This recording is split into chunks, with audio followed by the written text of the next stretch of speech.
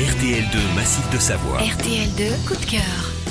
Les coups de cœur des médiathèques d'Albertville et du Gine aujourd'hui. Hélène, vous nous proposez un récit de voyage en terre familière. Oui, alors je vais vous parler d'À contre-courant d'Antoine Choplin, un récit dans lequel l'auteur raconte son voyage à pied aux sources de l'Isère. Il a suivi le cours de la rivière sur ses 290 km depuis Pont de l'Isère, là où l'Isère se jette dans le Rhône, et il a ensuite remonté la rivière jusqu'au glacier des sources de l'Isère, qui est donc situé dans le massif de la Vanoise, à 2800 mètres sur la commune de Val d'Isère. Source qui se trouve, Hélène, effectivement sous la grande aiguille rousse. Alors cette marche, c'est un projet à la fois tout simple et très construit. Oui, alors d'un côté, la règle est un peu plus simple.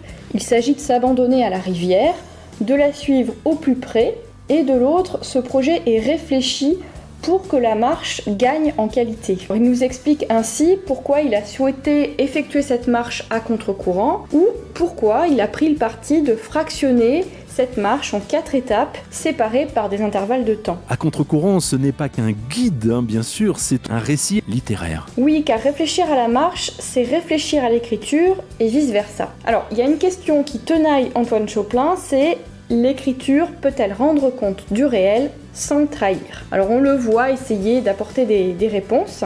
Il compare également très joliment le pas du marcheur qui arpente le paysage au trait de plume qui se promène sur la page, et on a plaisir à lire son récit qui est écrit dans une très belle langue. Ce qui est intéressant, c'est qu'il n'oppose pas l'extérieur et l'intériorité. Marcher, c'est bien sûr être disponible, attentif et ouvert sur l'extérieur, mais cela n'empêche pas parfois le souvenir, l'imagination et le travail de l'écrivain de se manifester. À contre-courant, c'est aussi pour nous l'occasion de découvrir l'œuvre d'Antoine Choplin. Ça lui permet d'évoquer son travail de poète et de romancier. Parmi ses œuvres, on peut citer Cours Nord, Une forêt d'arbres creux ou encore Le Héron de Guernica. Autant de livres qui attestent de son goût pour l'histoire, les questions sociales et écologiques. Un récit qui nous donne vraiment envie de randonner. Oui, alors Antoine Choplin évoque son projet avec une gourmandise communicative, et puis la marche telle qu'il la pratique a quelque chose de complet. Elle est bénéfique autant pour le corps que pour l'esprit. Un auteur qui cherche vraiment à allier pratique artistique et montagne. Il est le fondateur de l'association Scène Oblique, qui organise chaque été le festival de l'Arpenteur en Belledonne,